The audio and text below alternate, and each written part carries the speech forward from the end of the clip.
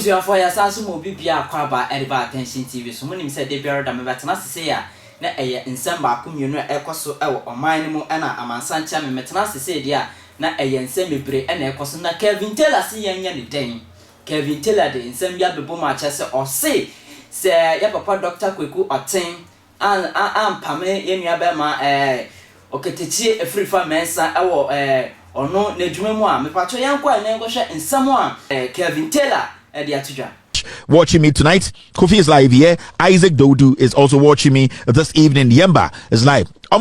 Kevin Taylor, Kevin Taylor, boa. Sabe na ekoso Kevin Taylor NK bia amanfo edidi matem no. And them it is say amanfo bi duru omodwumam 6 o'clock. Ai edwuma wura Kwaku ten. Me te say na uduru factory was 6 o'clock. Hey Kwaku ten da o Kwaku da. Na de ebenya menye wie ai Kwaku da. And I'm to say, we are no smart because you're paying on one call factory. No, because you're paying. No, we go to my catch. Check the last person you employed. Already any problem. No, would you 2 for out, you're 2 for now, you baby.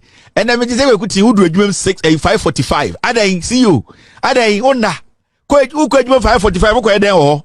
We go to your friend you. Can't never best sign your man. Can't never destination. Can't no number.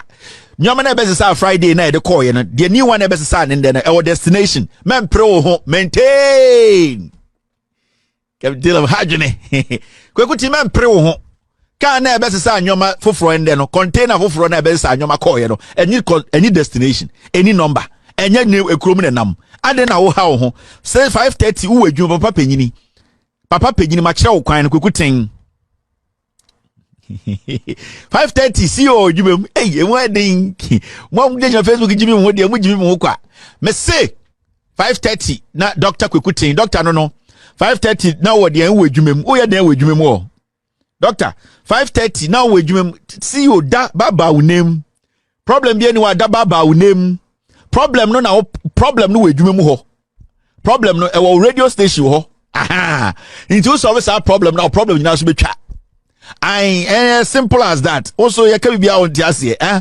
Inti I say, and me who be na bibia me who and say a year 5:30. That's you. Kwaku ti on time back Kumasi o. Obede o Kumasi. Kwaku tin. Kumasi the once in a while. And Kwaku tin you 5:30. Ukwa den chairman. Doc 5:30 nansi sashi. Ensi sabibia 1 gig. You ready?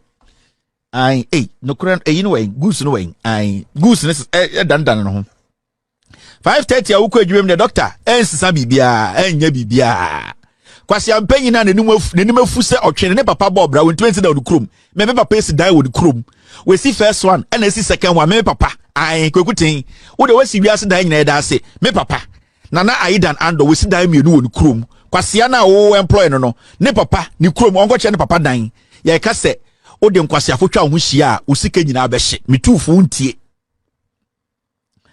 me say o de nkwase afotwa ho hia usika kakra na wonya na ebehye tie sefutuo no obanyansafo yebuni be yenka na sem papa metufo na jimidi yo me say o de nkwase afotwa ho hia ohina o de nkwase afotwa ho hia no ne ntoma eti akoko bini and then Monday media mejudwo ma kireo enti 5:30 na koduru edwuma mu no container be ensisa bibia enko bibia na sa kara be sa container mienu no koye no enye nipa na bi akire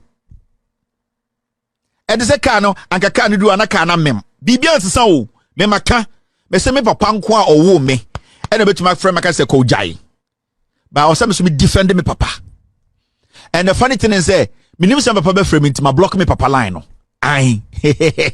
Minimum papa be frame me. Inti ma blocking the line no. Inti papa frame me ma. Inti at the end there I say loko. Me see nipa ba ko pen na wasasi we so a. Obeto Kevin. Jai. Me defend no. And I minimum say me papa no be frame inti ma block no. Me ye de me wi na me biem papa phone line or frame na afi aba. Me papa frame me ira ma block also. And me catch no. Me de me twa wontro. Okay.